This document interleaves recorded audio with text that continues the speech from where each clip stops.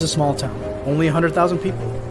Those 100,000 people may be different in many ways, but there's one thing that brings them all together: the Green Bay Packers. In Titletown, the blue-collar city only knows hard work, tailgating, championships, but more importantly, they know family. We have a saying in this town: faith, family, and the Green Bay Packers are all that you need. Sanjay and I grew up in Green Bay. You could say that we are Green Bay, or even better, the voices of Green Bay. We bring a local feel of Packer fandom to a worldwide audience. Friendship, family, and football. Ladies and gentlemen, this is the Freezer Podcast.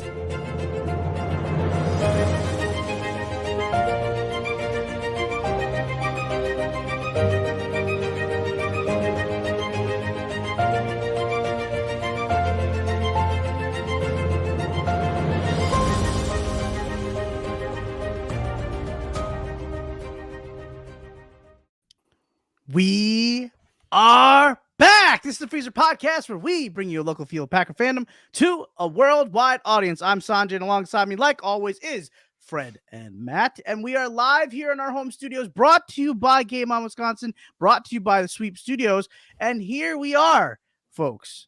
We're back literally from almost like a month, I feel like, of no talking to you guys, but the draft happened. It was draft weekend. It's like one of all three of our favorite times of the year because we get to see more Packer, anything. We get to see what kind of pieces really get added to already what we probably already know as a contender of the, in the NFC, and see where we can plug and play. But let's just be honest. The biggest news that we needed to, kind of fulfill is the fact that we had no receivers. And so the angst and anxiety that Thursday brought to us, the unknown of what Friday would bring and thereafter, but it was addressed. And Matt and Fred, it's fun. It's a fun time. I love it. I still watch the stupid draft day movie even before the draft because it's just a tradition that I do. And your thoughts real quick about the draft. How are you guys doing with the weekend? And in general.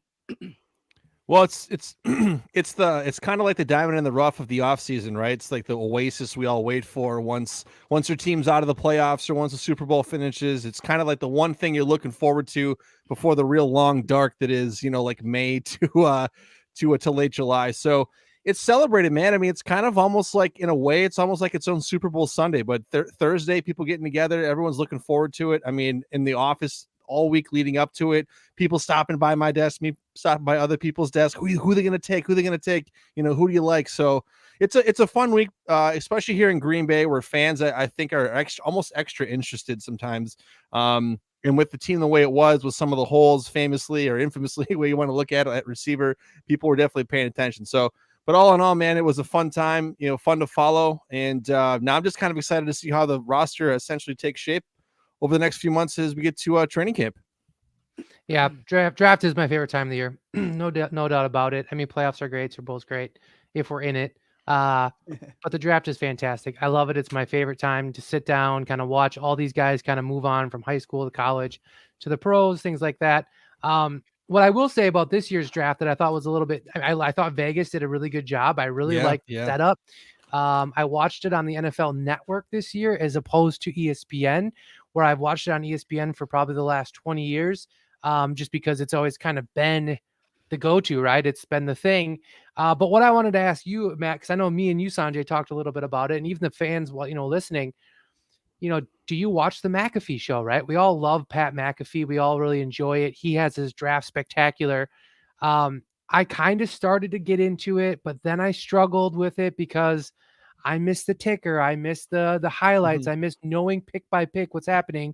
And when you're watching McAfee, you don't get that, right? You get great interviews, you get great, comedic scenes, but you don't get the play-by-play thing. And I kind of like that, right? Because I know a decent amount of the prospects, but there's a couple that I don't know everything about, and the size and the height, and I want to just kind of see their highlights, and I want to see why they fit into this team. So I will say, love the NFL Network. They did a fantastic job. Rich Eisen's incredible. Schrags is great. The setup was great. I really enjoyed it. I'm going to be an NFL Network fan from now on. But what was your take? And did you watch it on McAfee, Matt, or where did you watch it?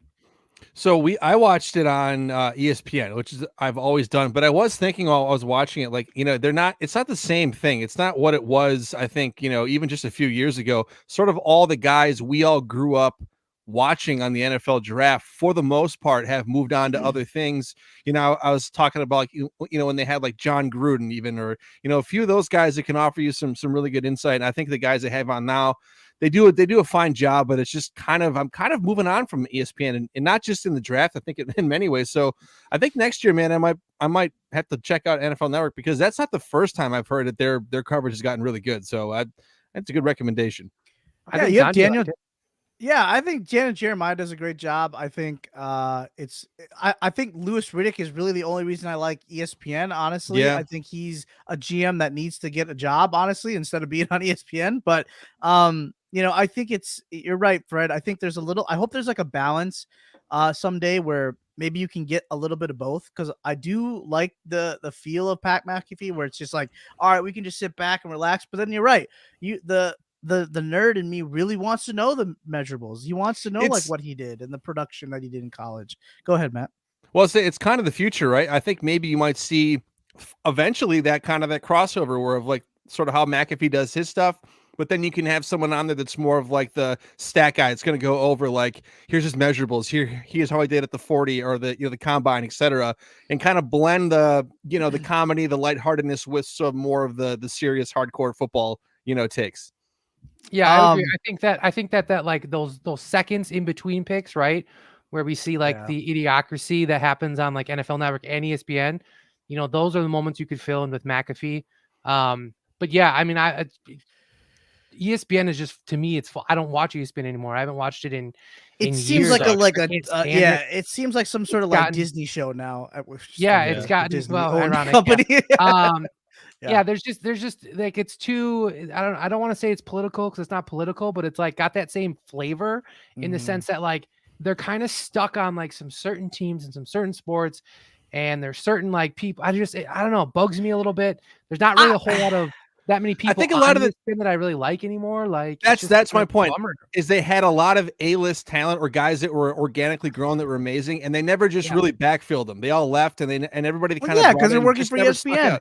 But like, here's the thing: if you could have an unfiltered stat show, like if I heard fucking Daniel Jeremiah, oh god, I'm swearing, Daniel Jeremiah say, "Wow, that was a stupid ass pick by the," or that was a big reach. Like, I feel like that would also add more to the excitement, because then you could just laugh at it. I mean, go ahead. If I could get a panel, right? Like let's create our perfect panel, right? You have four guys, right? You got four guys up there talking. I want Rich Eisen emceeing it.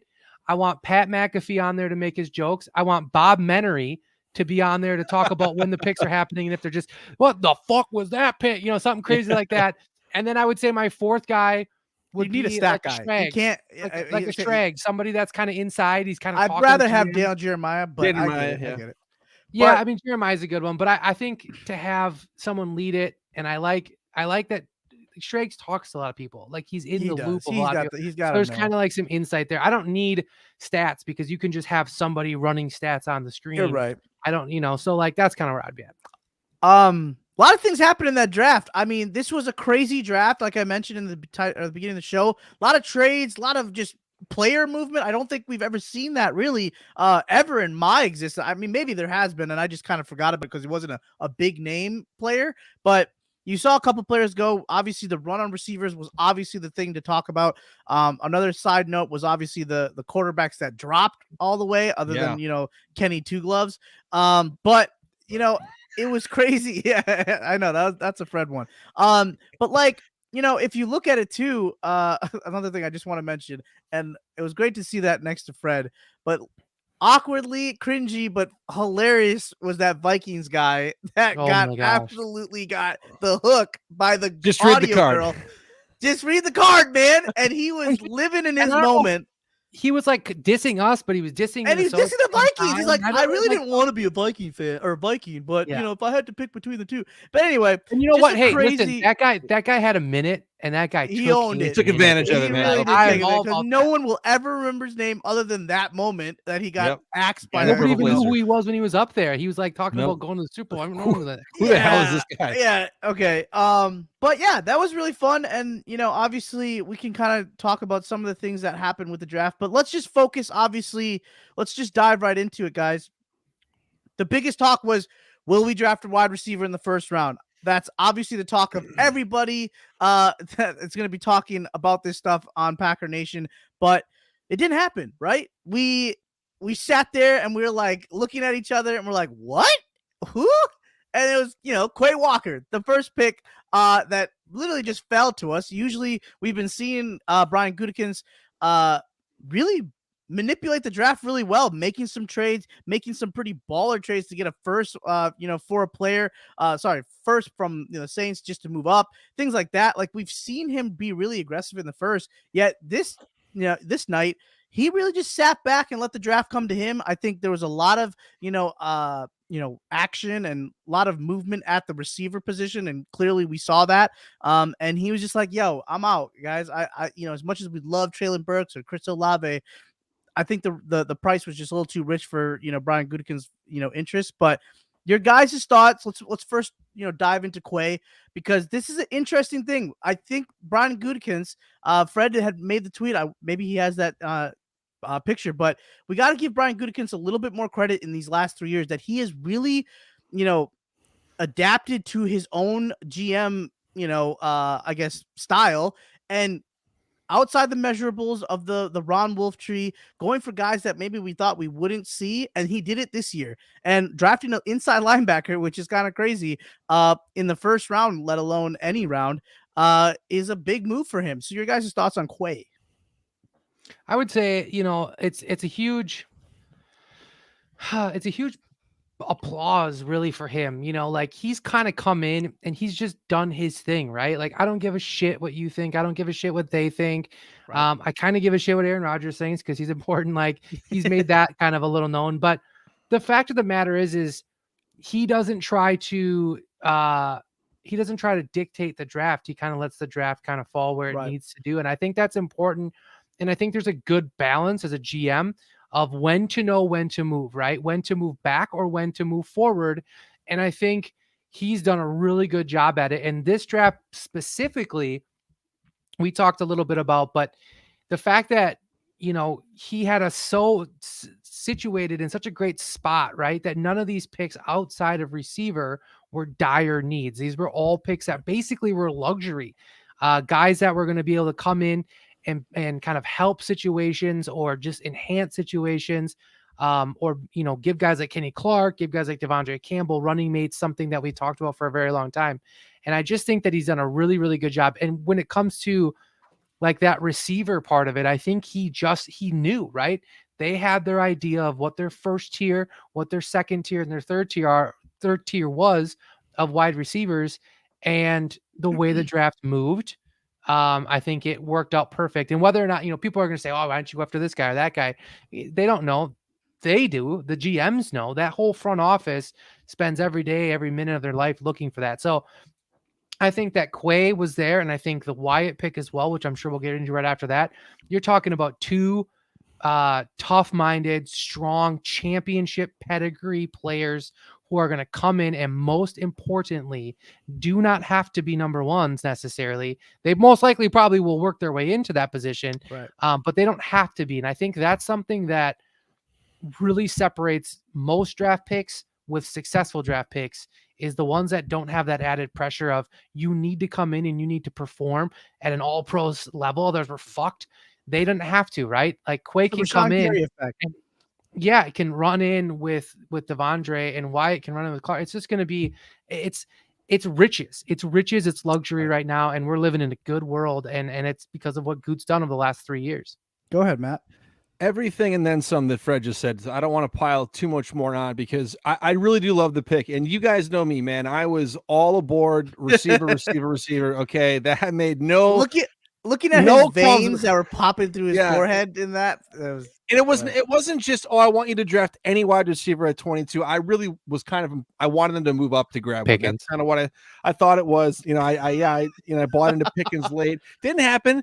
But if it wasn't going to be a trade up to grab, one of their top 2 guys they wanted at receiver, I loved sitting there and letting the stuff come to them, because Quay Walker basically, to me, is going to give us that solid 2 inside linebacker combo. And you've seen some teams around the league the last few years have a lot of success and harass people and other offenses with having really athletic linebackers. And one of the things about him that they love is his size and his speed. I think it was like a 4 or 5 year man. And he can tackles, and he's got lateral, sideline to sideline speed. So if you're not going to have this huge prolific offense, you're going to leave to Jordan Love or whoever might come next.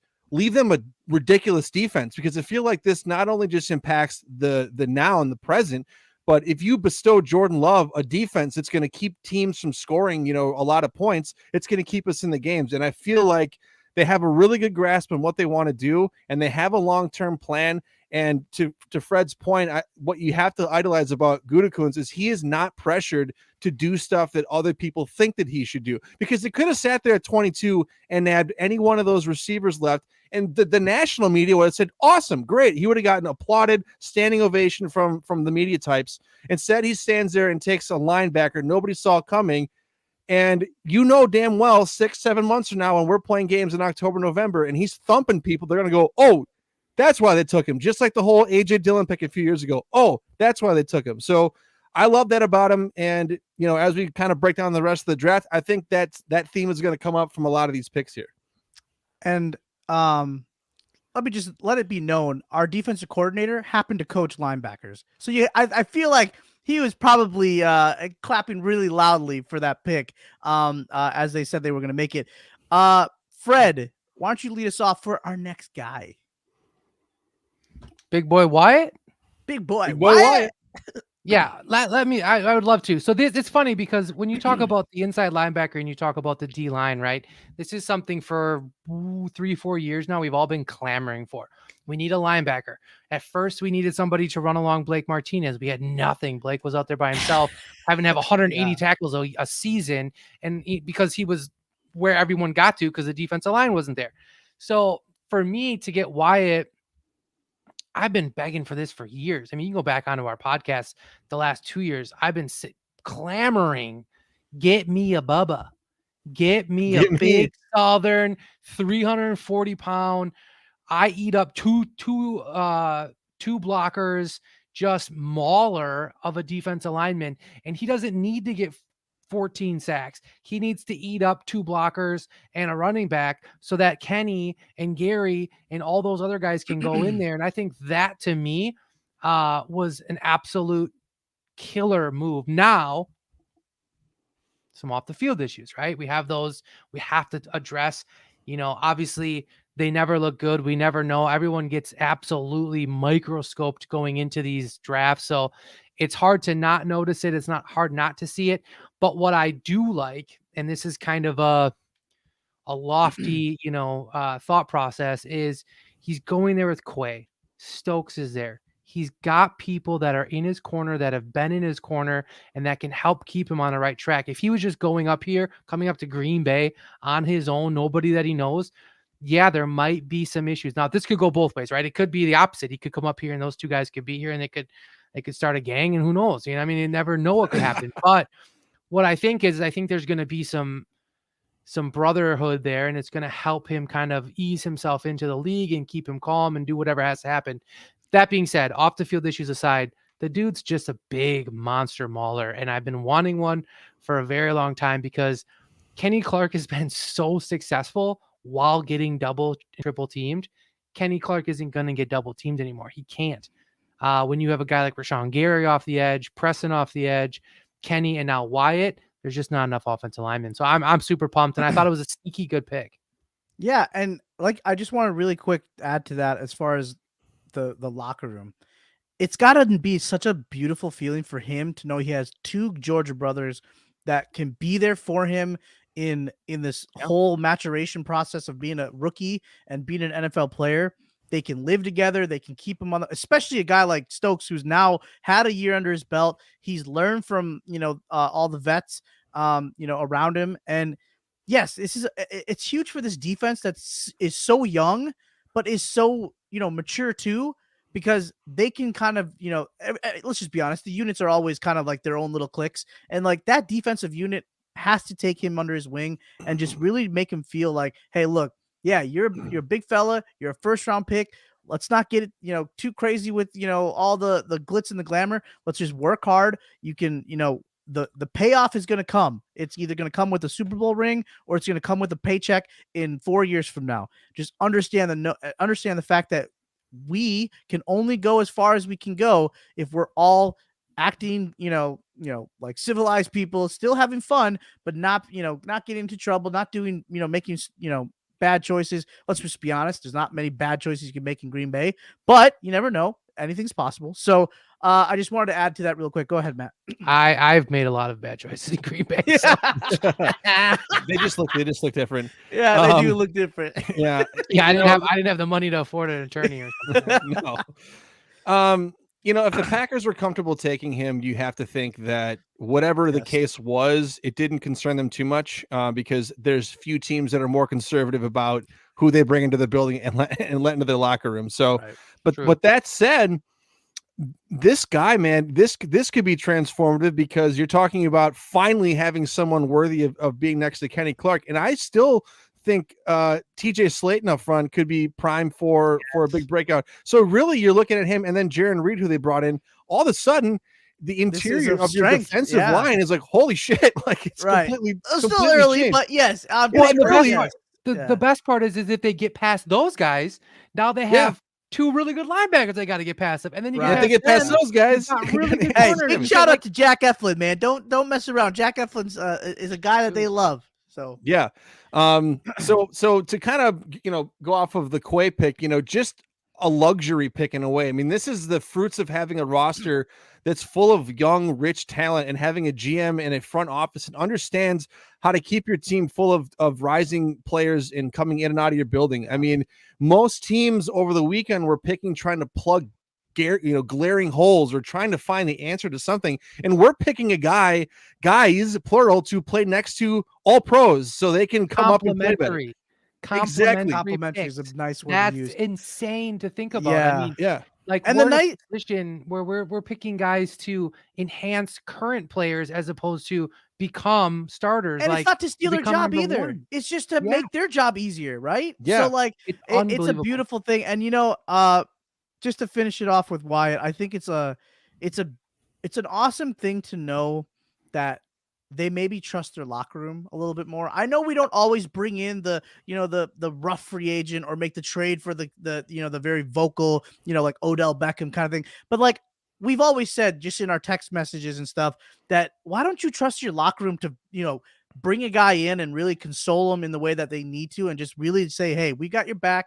Let's just all work together and, let's just have fun out there and be a family. Like that's what I've always hoped that the Packers could be. And maybe this is the nice little, like, kind of like, I guess, example for, the future that, hey, look, maybe we can bring a guy here that's, kind of gone down the wrong path a little bit. Maybe he, the locker room can kind of, put him, on the right path. So, but I've been waiting to do this all weekend. Matt, I will allow you to do this and lead us off because this is what you've been waiting for years. Years, I tell you. This guy has been slamming his fist for anything of youth and some sort of value, and he finally got it on Friday, which he wasn't even watching, but it's okay. Just kidding. I did find a TV for it. I did find a TV. Right. So Matt, why don't you lead us off? So yeah, Packers land their wide receiver of the future, Christian Watson. They do trade up to number 34, and oddly enough, doing business with the hated Vikings. Yeah. And the Vikings not only doing it with the Packers, but the Lions. I'm not sure what was happening. Even Gutekunst said something. Well, and judging by the Vikings subreddit on Reddit, they were also freaking out. Like, what is this guy doing? Brand new GM, and he's trading with the Lions and the Packers. What's the deal? But enough about then. Love the prospect of Christian Watson. I mean, he sort of fits this Gutekunst mold of, tall, fast, 6'4", a 20. What is he? What's his weight? 208, 210, let's call it. runs a 4.3. They say he's a bit raw, but I think, the consensus on him is he's a much more polished prospect than some of the players kind of his body size coming through here recently. People are trying to say, oh, he's just going to be MVS 2.0. I don't believe that in the slightest. And Green Bay liked him enough to try to trade up for him at 32. Story goes that the Vikings did not want to do it because they didn't want to have the ability to give him a fifth year option for the Packers. So, so in a way, if you look at it, Green Bay kind of got three guys that they pegged as first rounders. Just happened to get one, 2 picks after the end of the first. But this is what they needed to do. They need to start the process of getting that wide receiver room future ready. And this is a great start. They kind of have a weird blend of youth and some experience in the room now. So it's going to be really interesting to see, sort of how that room shakes out and who gets playing time, who's used as what, because you're going to need Christian Watson to play some minutes this year for you. You can't afford to be like a red shirt kind of year or kind of work him in slowly. They're going to have to get something out of him. So I would like to think that LaFleur and the boys are going to have some stuff drummed up for him. But I like his size and speed ability. It seems like a real downfield threat. Hopefully Aaron Rodgers can, get on the same page with him. That's one thing that he could never do with MVS was he was always overthrowing him or underthrowing him. And you felt like, well, if they could just get on the same page, man, it could be electric. So hopefully Christian Watson ends up being that guy. Really excited to see what he can do. And I'm just glad the Packers are starting to bolster the room there. It's over. Go ahead, Fred. I mean, I don't know. There it is. This is the Fred I always talk about. That he always gets so excited. You mess around with Bobby touchdowns, and then everyth's hell. Bobby touchdowns is proven he's a beast. Undrafted free agent Bobby touchdowns. Yeah, it's Iowa Joe started worker, dude. Okay, so I like Christian Watson. All right, I think he's decent. There's a but. I struggle with the NDSU. I struggle with the fact that he played against nobody, not great teams, right? I mean, we're not talking about, SEC teams. We're not talking about Big Ten teams. We're not talking about big anything. We're talking about the smaller schools. And so I struggle a little bit with that. I struggle with the fact that he played on such a dominant team within that category and still didn't have electrifying numbers. Put some respect on NDSU first off. They're absolutely national champions. Believe me, I absolutely think that is the Alabama of FCS. There's no doubt about it. I 100% respect that.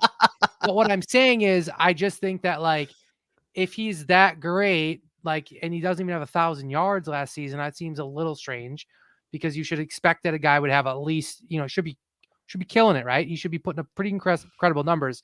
That being said, I know he's a late bloomer. He can't throw the ball to himself. Okay, but NDSU is still getting the best quarterbacks in that league. I mean, it's not like the quarterback was terrible. We're still talking about a place that had Carson Wentz, everything like that. I do think that, the fact that, he has some NFL pedigree is a helpful tool maybe in the long run. I guess I don't know. I'm not super sold on it. I'm scared that we moved up 20 spots and I'm nervous. I don't know if I'm nervous or I feel comfortable with the fact that you had your first tier of 6 receivers go within, the top 18. And then all of a sudden you had this gap. Packers moved up 20 spots and then no other receiver was started getting taken again until 52, 53, 54, which is where we already were. So why the gap? Was it because Watson was that much better than the Thorntons and everybody else, or did we reach? So I'm going to play a little bit of that. Go get him. I'm going to play a little bit of that devil's advocate there. If we did want him at 32, then I guess it does make sense. I guess I'm gonna have to wait and see. I do feel like he's a little bit of MVS 2.0, not in the sense of his play style 100%, but a little bit of Gutekunst maybe realizing that MVS wasn't what he thought he was. And this is a very similar prospect, similar height, similar weight, similar speed, similar route tree, things like that. The whole thing comes down to this though. Bottom line, whether or not he's good or not, because he has a quarterback like Aaron Rodgers, and we've seen Aaron Rodgers make subpar receivers look pretty damn good in his time, is will Aaron Rodgers tear down that stupid wall that he has with rookie receivers and just say, I gotta get all in on this guy and I gotta work with him. I gotta spend time with him. I gotta find he loved MVS, right? Couldn't figure it out with him on the field, but he loved MVS's work ethic, and he seemed to embrace MVS more than any rookie receiver in those last couple of years. So will he have that same effect with Watson? If he does, I think there's success on the table. The problem with that is I don't know yet. I don't know. And I honestly, to be totally fair, I don't think any of the receivers in this draft were particularly Jamar Chasey or Justin Jefferson. I really like Treylon Burks, and that happened. I mean, even like I don't know. That's why I pissed and moaned so much, because those last two drafts were like the first two rounds were so rich in talent. Guys going the second round probably would have been first rounders this year for those 2 years. But I mean, they had to trade up for Watson, because if they sat there at 52 and some of those guys went ahead of them and they just didn't get a receiver in the first two rounds, I mean, all hell would have broken loose, and they knew they couldn't at all risk, the potential of someone snagging him. So I don't mind him having to go up and get him, but I mean, again, part of the reason why I wanted him to maybe move up from one of those top two guys and just bite the bullet and pay for it was because you get someone that's maybe a little bit more proven because they've been playing against top tier talent. Now, I think the Packers are smart enough and have a good enough scheme and coaching to be able to essentially take his measurables and what he does best and leverage it to the best of their ability right now and let him develop into more of a, well-rounded receiver. I don't think he can come in right away and just be dominant, but try to find him some routes that he can do end around stuff like that and mix him in. Well, and we'll talk about him in a minute here, but like when you add other, players in the draft that are in the same position as well, it is nice to know, that, hey, yes, maybe there's a little bit more pressure on you because you are the guy that they, went up for. And, you have all this like raw talent that has a high ceiling, but we don't really know what he could really do because you didn't, like you said, didn't play against, great talent. But it does help to have another rookie receiver that can kind of, balance it out, like where, hey, let's just see what we got here. And maybe who knows, maybe we're not done yet. I mean, right now we have 6 guys that, a lot of uncertainty with a lot of that. Maybe you do go get a Jarvis Landry that can kind of sure up your, like, your roster. And then you let the 2 rookies battle it out. Obviously, I don't think you're going to let, you're not going to cut Christian Watson, but you just see what Romeo Dobbs has. And maybe you do go with 7 receivers. Maybe you don't. Maybe you just stick with 6. I don't know. We don't usually ever really go 7. But I don't know. I just do feel like this is a nice thing for Christian Watson. I don't think he has the pressure that everybody's putting on him, but go ahead. Well, real quick, one of the things described about him was he's a all about the team. I read this a few times on things about him. And the reason I like that is because a lot of receivers come in on the me guy, I'm the guy, I was the guy at campus, I'm the big hot shot. And when you're more of like a team-oriented guy coming from a small school, I feel like you buy into sort of because there's nothing in North Dakota. All they have is each other. So that's what I'm saying. Is he comes here and he if can you're just in Alabama, sort of he can go somewhere else. But he can be himself. Is that you know what I mean? So maybe he'll fit in quicker. I don't know. I know. I mean, that's small town field, right? Green Bay, small town. One other thing that I think does help and that does actually attribute to his potential success. Is that he did play at North Dakota and he's used to the elements, he's used to the cold, he's used to that stuff. But to touch on what Iowa Joe says here with Jameson Williams, that's the draft, right? Or that's Detroit, right? Yeah. Detroit, yeah. He was Detroit, right? The difference is that with Christian Watson, right, he knows the Packers because of his dad. He wants to play here, as opposed to like Jameson Williams, who knows that he's going to get thrown to by Goff and has this like crazy thought of like, no. Yeah, I think he probably thought about any other team, but at the same time, when you're up that high, though, you're gonna probably go to a dog crap team. He was never gonna drop down. That guy 10. looks like someone just ran over his dog. Yeah, you really did say that. Well, okay, so thank you for that, and R.I.P. to Jameson Williams. You never know though. You never know with the Lions. I mean, they have some fight. They got some. I thought they had a great draft. I thought they had a really good draft. They did, and they were aggressive in parts that they needed needed to. Always crap on our NFC North brethren, although it's just the Vikings. But all right, but hey, so real quick before we keep moving on with the draft, I just want to say, especially with everybody that's in the chat, everybody that's watching the show, thank you so much for tuning in. We're not going to do a commercial today because we have a lot to talk about. So you know where to follow us on all of our socials. We have them right here underneath us. And then definitely hit us up on Game On Wisconsin, where we are giving you the best content there is on Packers news and Packers everything. check out our YouTube page. Check out everything. Facebook. I don't even know what else. I mean, there's Twitter. There's Instagram. Everything you could probably think of. Game On Wisconsin's there. But let's not forget Sweep Studios. That's where where you can find all of our stuff. There is I think what's that? I can't even think of our merchandise store, but it's like just passing me right now. It's the off season, dude. You're okay. I know, right? We're okay, but it's all on our page. Check us out on Facebook. Check us out on YouTube. Hit the subscribe button. Also find us any of the stuff that we post on it. Hit the little bell, and you'll have a notification that's sent to you, letting you know when we are on. But yes, thank you everybody that's in the chat. We do see your stuff in there, so we'll try to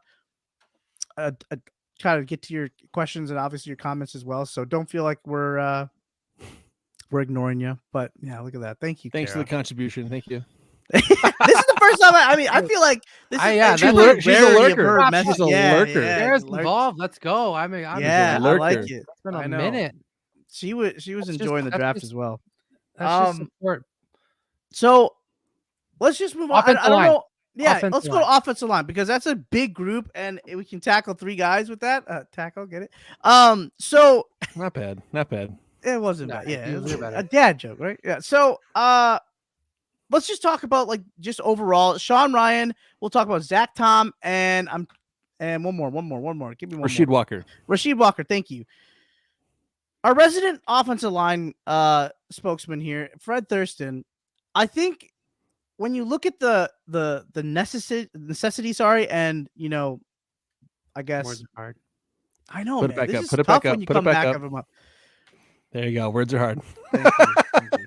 Well, the necessity of the offensive line, there really wasn't a huge one other than probably tackle, I feel like, because, we really don't know how Elton Jenkins was going to return. Billy Turner's now gone. Where are you going to find what, your future is at the tackle position? You don't know how David Bakhtiari really is going to come back. I know he's a warrior. I know he is David Bakhtiari, but there is some question there. But we don't generally go draft offensive linemen that are tackles.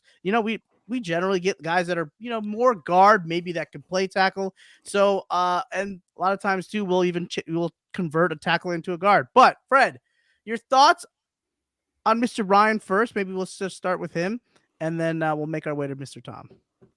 Yeah, I would say, first and foremost, before anything, this offensive line, the whole entire group, unbelievable. We're talking 2-3 deep at each position, which is absolutely insane. And we're at a point where we can honestly, and this might rub people the wrong way, you can let Bakhtiari go. It's not a big deal. I'm not. There it is. I ain't worried about it. Fire take already from Fred. There's so much freaking talent. I wish I would have worn my Bach shirt today. From years before. And I love Bach, right? It's not about not loving Bach, and I think he's an absolute staple. He's a staple of the Packers. Just said cut him. Dude chugs beers, okay? What if I said that about Bobby Touchdowns? Would you say cut him? You say shit about Bobby Touchdowns every day of the I know, but at least you just said like, hey, let's just cut Bakhtiari. And then you're like, cut Bakhtiari. I said he could go, and I think we'd be just fine. I'm not worried about it. If we let Bobby Touchdowns go, we're screwed. I think everybody else would not be fine about it. Okay, anyway, besides that bullcrap take from you, Sean Ryan, we go back to UCLA, which, by the way, too, let me just give a quick little extra props again to Gutekunst. Carol, look at you. The SEC. Dipping into the SEC with Georgia. What's she up to? She's just throwing up fire. Coming in with analysis. Where has this been? I mean, clearly you were doing new year, new Kara. Yeah, I like it. Good job, Matt. You're doing a good job. Nicole, Sean go. Ryan. So out of UCLA, absolute mauler. I think I'll put money down that he is a for sure starter on this offensive line by the end of the year. I don't know exactly what position it is. I'm going to guess probably like a right tackle, right guard type situation. Wow. But I'll bet $100 right now and here that unless Sean Ryan gets hurt, he will absolutely take over a starting position on that offensive line. Who are you cutting out? First you off, have Myers. You have at center. I know what you're Elton doing. Jenks. I know what you're doing. You don't know what I'm doing. You're defaulting because you already get a pass because of Elton Jenkins going to be gone. So that's what. If Elton Jenkins was starting, not because of that. No. I'm talking by the end of the season. Right. Like These are like Okay, the okay. solidified 5 guys. It's not like, oh, Jenkins got hurt. Like, no. Yeah, that's what I'm saying. That's what I thought you were I'm doing. saying like So. you have Myers at Sleazy. center, you have Jenkins probably at one of the guards, you have Bach at a tackle, you have Sean Ryan, you have John Runyon. I just think it's going to be probably the starting 5. That being said, spent a bunch of time today watching tape on Ryan. I probably dove into him the most of That's all the why you're sipping his juice. Dude, watch his tape. Tell me Okay, the yeah, juice sure. don't taste good, baby. You're gonna lick that floor. What about Zach Tom, man? Everybody's look loving at Zach Tom. you. Watch Sean Ryan's tape, and you will lick the juice off the floor, which is the same spot that every defender was when they went against him, because he pancakes and throws guys around like they're a joke. 5-second rule? We're not talking about like NDSU guys. We're not talking about running mates. of Oh Christian my Walker. gosh, We're the talking about hatred! big time schools. And we're Shout talking out to about big NDSU, time the players. champions of their division or their Totally conference. shout out. Yep, Eh, totally. The disrespect. I'm just saying he went against some. I mean, we absolutely owned Kayvon Thibodeau, which is a huge. I mean, number 5, That- right? I mean, it's hey. a pretty big deal. But there was a lot of questions about him too. So Well, clearly not. Go on. No, I'm fine with it.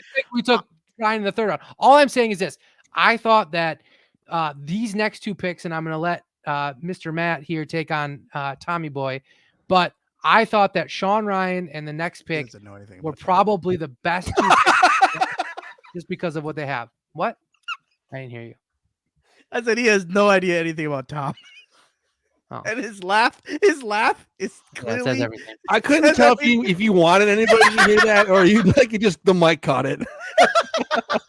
No, I wanted Fred to hear it. I wanted Fred to hear it because Well, Fred he's been would have talking laughed. like he's really excited about the Tom pick, so I was like, let him run with it. Yeah, why don't you talk about him? Why do I got to talk about him? Because it was just. I even thought better. you knew about him. What about Mr. Tom?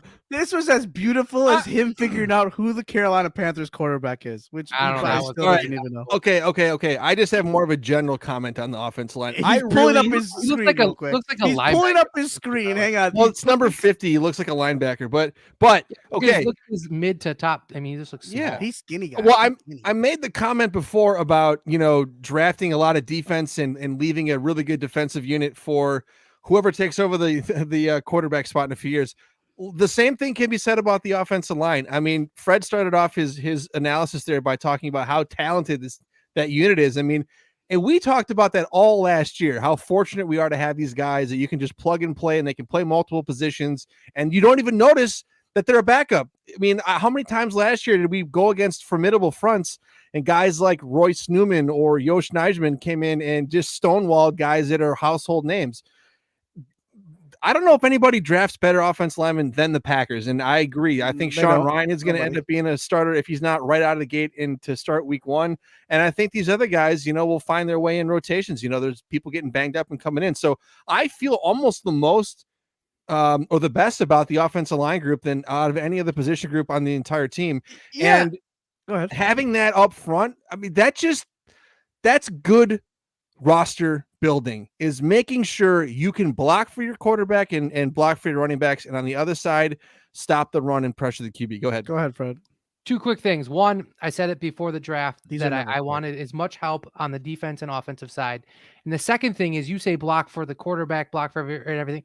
How about maybe throwing them on the line on special teams? Block for a field goal. Maybe Field once goal? in a Yeah. while. Throw What all do you these think guys about on that? there. Why don't you just throw one big giant line of offensive linemen? How about that? Yeah, get Lancaster off the coverage. Yeah, for please. God's sake. He's cut, so don't worry. You're fine. You had But- Lancaster, Yeah, there you go. We're good. Hey. touchdowns. Who else did you have? You had somebody else weird out there. They Like, might have had nobody, because how many times does someone They just got run past and him didn't get anyway, touched? yeah. I think it's a huge testament to the scout group that they're able to just keep churning out offensive linemen year in and year out. And we saw it in that Falcons 2016 year where we were putting what's his name, guard from that we just, oh my god, I can't remember his name anymore, but we put him at a tackle. We had such a makeshift offensive line that year, and I think they were just like, never again are we going to have this issue. Let's make sure that we have, no matter what, the best depth there is at line and protect our franchise quarterback, and then we'll be good. And then we'll let everything else kind of fall as it may. But And the crazy thing is they're not having to invest like first round draft picks. that's- They're doing it yes. in the 4th and 5th round. I mean, Elton Jenkins is maybe That's the what's highest so one they amazing. picked, but they're doing it in the 3rd and beyond. It's incredible. Yeah, Josh Yeah, Neiman I'll is do that still what is third. he undrafted free agent, right? Undrafted, yeah. That was Fourth just a round for project that they Bakhtiari, just fourth kept waiting. round, Yeah. third round for So Jenkins. I mean, it's insane. no, second round for Jenkins. Sorry, second. Oh yeah, you're right. I was But thinking yeah, I two think it's kids. just a an amazing thing to know that we are pretty much set for at least a couple years. I think yes. Would we like to know a future tackle? Maybe that is Ryan. I would love it to be. I was making fun of it being a hot take, but I think you're right though. It's nice to know that a guy that has had some success against even big name players that were just in his draft. That's a nice thing to know that you're getting one of those guys in the what was it? What was it? Fourth round, right? Fourth round, and well, I was Zach Tom in the fourth. Is Ryan in the fifth? Third. Thank you. So, Well, and Rasheed Walker in the seventh too. Like, there's a lot of good. I A don't lot know of good anything about tape, a Rasheed lot of Walker. good stuff So. about Rasheed Walker. I mean, you still a seventh round pick, so you're not really going to get too invested in it. But you're talking about a guy, and this is what we never, ever, ever, ever, ever freaking talk about, and I hate it. Is a guy like Rasheed Walker is a guy that puts out a solid scout team so that our defensive end, like if our defensive ends are going every practice against a piece of crap guy, it just doesn't enhance people. There's a reason why Jair Alexander progressed as quickly as he did, was because he was going against a guy like Devontae Adams every single day in practice. And I preach this to my kids all the time. And I preach it to just football teams in general. Like, if you're not a starter, it hurts. Yeah. But as a scout player, you're just as important. I don't care what anyone says. And I know that's like dad, coach talk, whatever, but it's the truth. I mean, I truly believe that, like, when Gutekunst is drafting these guys, he's not drafting them up. You're not drafting a guy like Rasheed Walker to come in and compete for that left tackle. No, you're coming in so that you can develop a top tier scouting team. You can have a good practice squad. You can have a guy who can fill in if needed, but somebody who's going to put out a good And product there's no timetable on day him. in and day There's out. no timetable. He's a That's what I'm 3-year saying. Like, starter it's a big deal. You're 3-year starter in the Big Ten. in the Big Ten. Exactly. He's seen some shit. So to have a guy sitting like that at the end of your roster is not so bad. I mean, yeah, if Been he was in like, if he war. was a 3-year starter at like NDSU or something, I could understand. But Hey, yeah, Listen to the honestly theme over though, there. I think just to wrap up offensive line though, I think yeah, sorry. another thing that's kind of no, it's all good. Another thing that's like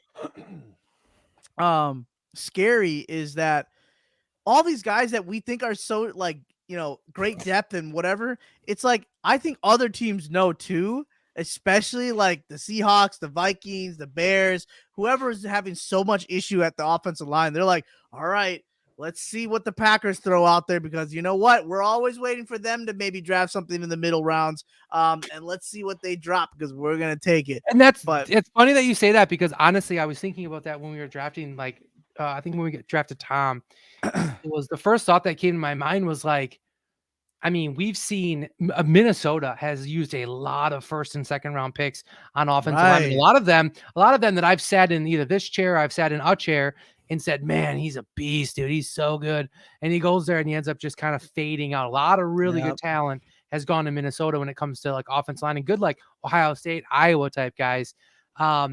And then same with Chicago. Chicago spent a lot of decent draft picks on offensive linemen. Detroit's been pretty good recently, but even they had a small stretch like 4 or 5 years ago where I thought their offensive line was like one of my favorite offensive lines, because I knew everybody and I thought they were really good in college. And they were good in college, but they just kind of failed.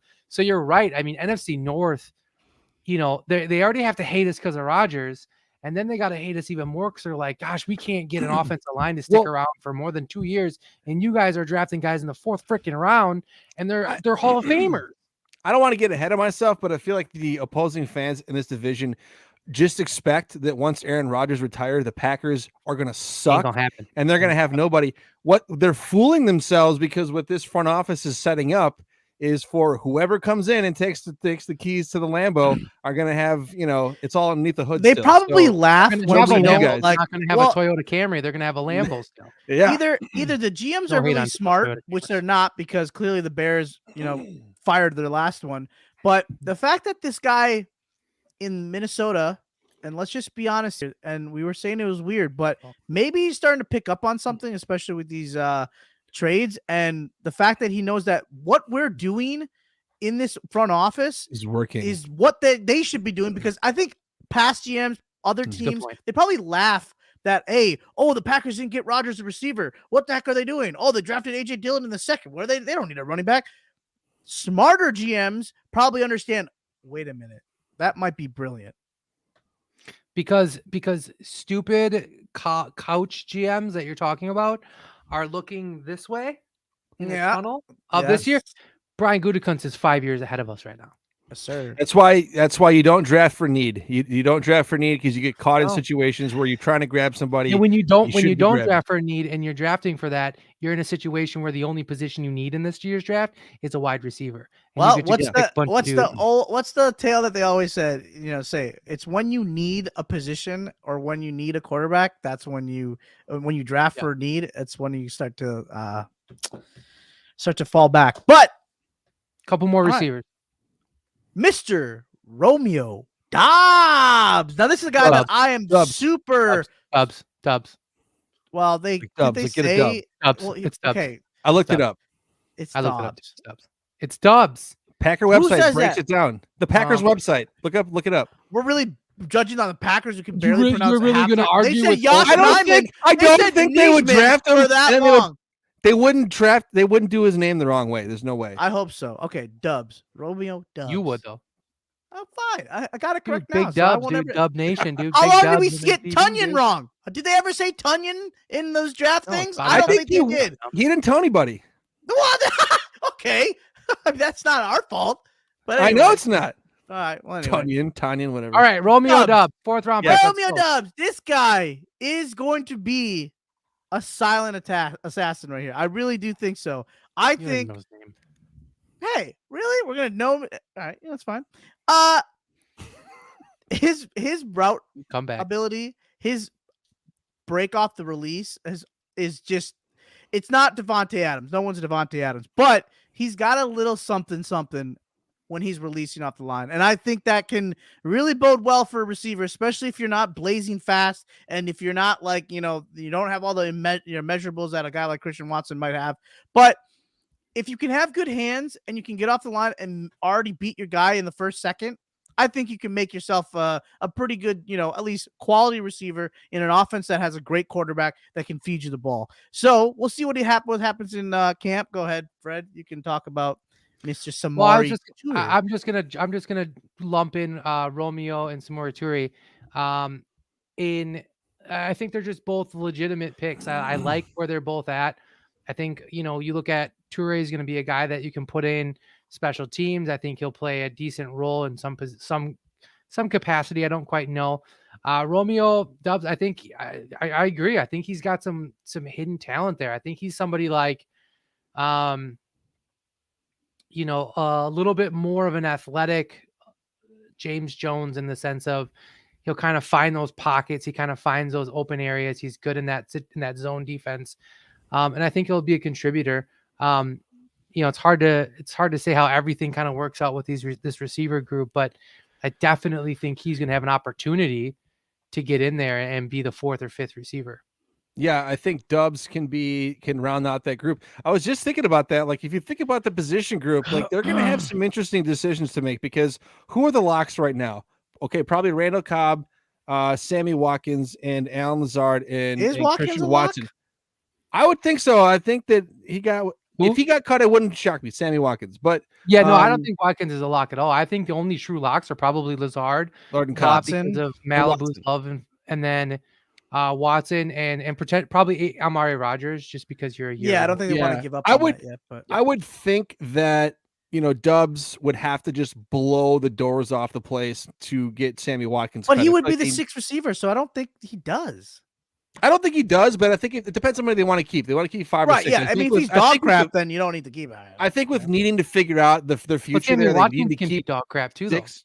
Well, that's the I thing, know exactly. If he doesn't give you much more than the 4th or 5th guy, then maybe you just move on. Yeah. But I think that they've got these 2 guys, and then I'm interested to see what Toure can do because I think he's going to be one of those guys. You could be gadget guy, in a camp guy where everyone freaks out and goes, "Oh my God, he's amazing." We should, that's true. Every year we got one of those guys that come through. So maybe we'll go get Funches again. Okay, I'm surprised he didn't catch on anywhere. Because he just kept being racist. Is that? Oh yeah, I forgot about that. Let's just move on, please. What's next? Who's next? Kingsley. JJ. We did not want to get rid of the name Kingsley. We were like, look, what are the odds that we'll get another Kingsley? So Mr. Zadarius himself, I guess, like a 2.0 Zadarius. I think people are trying to call him. He got assigned number 55, didn't he? Yeah, someone he did. I think it was it was him. It was him. Yeah, but I think this is a nice little sign because first off, when you're drafted this late too, I mentioned this early in the show. A lot of these guys probably are playing special teams, and we need guys that can be dogs, that can get down the field, tackle for one thing, and B, just be smart enough to know that here the ball's going that way. Can we go tackle that way? So, and maybe just angle tackling a little bit better too. But I don't know how much playing time, and I don't even know if he makes the roster. Usually, by the time you get to these late, day 3 picks, this guy's making it. You think so? All right, go on. Yeah. Talk about it. Okay, you have it's top heavy. You have Rashawn Gary, Preston Smith, and I know you got Garvin, and I don't know who the other guy is. You have Garvin, and then you have whatchamacallit. What the heck is his name? Go on, just keep talking. Okay, well, Garvin is. I mean, we're not gonna. It's not like he's like a world beater, and he's been amazing. They love Garvin. They love him, but I think that JJ here could steal a spot pretty quick. I'm not huge. Randy Ramsey. Thank you. Randy Ramsey, fine, but I mean, what have they done? What makes them so important right now? What do they need to be in your eyes? What they're third and fourth string guys. Well, you're acting like, well, I don't know if this guy's going to make the team because Randy Ramsey and the other guy are just aces. Like, okay, fine, go on. Yeah, I know. I'm kind of putting him on. I think he makes it. And I think people had a really high draft grade at him, and he slid a round or two. So it sounds like the value we got on him was really good. And again, for a guy maybe competing for edge 3 or 4, not bad at all by Brian to go get and get him. First team All SEC. Huge. SEC. And then NDSU. That's NFL junior. Basically. Pretty much, yeah. True. Next. Ooh, this guy. Special. I think they're going to play my linebacker. I heard someone say special teamer. Yeah, he could be that like that jumbo safety or whatever that they play. Yeah. Well, the joke everybody made about the last 4 picks just going over to Rich Bisaccia is there's probably some truth to that. There is a lot of truth to that. All right, dude, go ahead and pick some guys. Yeah. I mean, again, I think safety was actually a thought of mine, and Fred and I were talking about it. I thought maybe that would have been addressed in the draft based on Adrian Amos his contract is expiring. You just put Darnell Savage on his 5th-year option, so you're definitely testing the waters to see if he makes a bigger jump in this next year. So a lot of uncertainty actually at the safety spot, because we did kind of see Savage have a pretty up and down year, right? Like he showed a lot of awesome flashes, and you're like, dang, yeah, this guy's awesome. And then you'd be like, whoa, bro, like you're missing tackles. Catch the ball. Yeah. So, and blown coverages too. But I just think safety was a need, in my opinion. I kind of had wide receiver, tackle, and then safety and edge as kind of my top 4 like positions I've been okay or happy that they kind of addressed. But is this guy the future at safety? Who knows? I mean, if they're going to be using him, like you said, as a linebacker, then probably not. So maybe a little bit heavier on the side. Yeah, I was gonna say he's a big boy. So maybe he's a thumper. Maybe he can be really helping the run game. But all I care about, man, is if you're helping me on special teams. I'm going to just keep saying that about all 3 of these guys that we're about to talk about. But go ahead. Let me ask you guys this. I know the show's about to wrap, but is there anything that you thought they might do or address and they didn't get to? Tight end. Yeah. Jaylani Woods was drafted right in front of my eyes next to Fred, and I was like, you started crying and shit. I started crying. I did. I was just like, that would have been the guy that overtakes Bobby Touchdown. No, I'm just kidding. That was just a weird thing for me because you have a Mercedes Lewis that's on the outs eventually. Bobby, again, no disrespect, but you don't know if he's going to come back fully healthy, if he's going to be the same, burst of speed, and maybe the connection and rapport with Rodgers is good, but still unknown. Like you said in our text message, still unknown with Josiah. I think it's nice that I don't even know if I consider him a tight end. You got Dominic Gaffney that's been obviously playing, but those are two like H-backs. I think Bobby's the only one that's like a true tight end in that offense. All right. I don't want to hear your bullshit about 5 touchdowns anymore. Let me ask you this. So, I mean, obviously we got Johnny Ford too. Obviously Miami. He's just another defensive line prospect, if you will. Let me ask you this. Who is outside of the first 3 picks, because those are basically kind of, who is the one pick that you would bet your whole stack of chips on will be a player that doesn't not only just plays, but is somebody that we're talking about in 4 or 5 years as, man, what a pick by Gutekunst. All right. And if there's any that maybe there's somebody you don't think that they will progress. Zach Tom. Sean Ryan feels like the next huge popular Packer offensive lineman who's a huge personality and Zach everybody Tom. loves. You don't have 2 first names and not be popular. So Zach Tom. Okay, all right. Okay, fair enough. What's Sean Ryan? That's 2 first names. What's yours? Tariq. You just like Ryan because he has your middle name. Tariq, really? Shut your mouth. I think Tariq's going to be a sneaky good player. I think he's going to be I think he's going to be utilized in a different type of defense that we're going to start seeing implemented more in the NFL. And I think he's that weird safety line. And I've been saying, give me that Keanu Neal. We want that Keanu Neal, right. Yeah, like I've been obsessed with that position. But I think that position is actually going to start seeing itself more in the NFL than it was even 5-6 years ago. Sure. But I will say this. You asked if there was a position that we didn't get or that we wanted to get or didn't or should have gotten, whatever. I would say no. I would say that Gutekunst absolutely dominated this draft when it comes to the positions needed, the positions wanted, and the positions that needed to be fulfilled. Not only did he get the depth in the offensive line, the depth in the defensive line, some luxury pieces on defense with a terrible run defense, which we obviously have all known about, gets the receiver in Christian Watson, but brings in a lot of talent and a lot of guys that can play special teams, which is another thing we talked about. So like outside of like maybe like a true safety, that was the one thing that I kind of was like, I could see them going after, but I don't think it was probably the farthest fetch of all the offensive line, defensive line, wide receiver. And we went what, 3 offensive line, 3 defensive line, 3 receiver and 2 linebacker, whatever. Like that's, I mean, come on. It's just, I feel completely satisfied or not. I don't feel unsatisfied at all. When's the last time you felt that way? Yeah, one time. I mean, wild. I think the draft might be my favorite draft we've had in quite some time. I do think as the rest of the year progresses, maybe they look at upgrading tight end via somehow. But right now, I'm leaving. He's out. Doesn't spell the end for Bobby touchdowns. No, let's be real. There's not a whole lot there behind it. Let's be real. All right, hey, it's not a matter of time. The guy had 12 touchdowns 2 years ago. He had 10. 2 years ago, 10 touchdowns. Yeah. Well, plenty of time to debate this, guys. Don't worry. I can't wait. You know what? I hope if Bobby touchdowns gets 10 plus touchdowns. This is not a good. He's already coming back. No more Devontae. Yeah, this is no more Devontae because now he actually is going to see the ball. Oh, now you're backtracking. All right, whatever. No, make your excuses.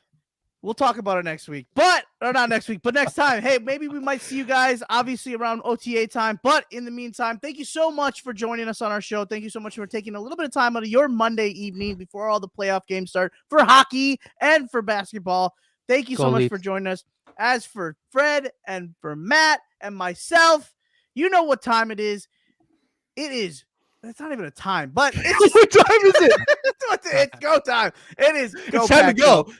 Time for you to get your shit together. Woo! Peace.